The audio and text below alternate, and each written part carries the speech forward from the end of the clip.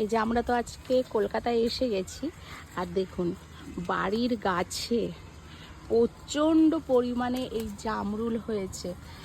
খুব সুন্দর লাগছে দেখতে। আপনাদের কেমন লাগছে সেটাও জানাবেন। আমরা দুজনে, আমি আর আমার দিদি তো এনজয় করে জামরুল ছিঁড়ছি সবাই মিলে খাবো বলে।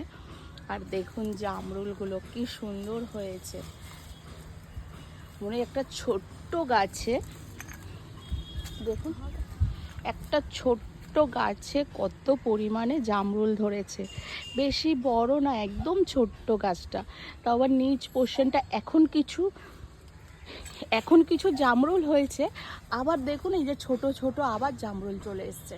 মানে বছরে মনে হয় অনেকগুলো সিজন হয় না দিদি? অনেকগুলো, মানে একটার পর একটা জামরুলগুলো হতেই থাকে।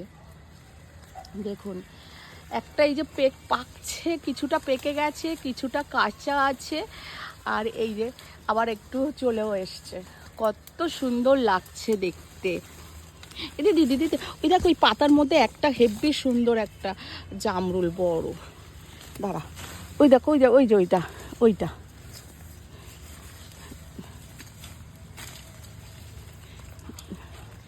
দেখুন জামরুলগুলো কত সুন্দর হয়ে রয়েছে, কি ভালো লাগছে।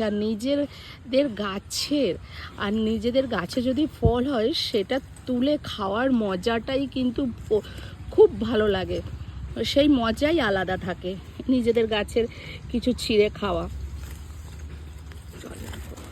আর দেখুন এতগুলো আমরা আজকে, দেখা দিবি, এতগুলো জামরুল এখন তুলে ফেললাম। এই যে বাড়ির একদম পিছনটাতে হয়েছিল।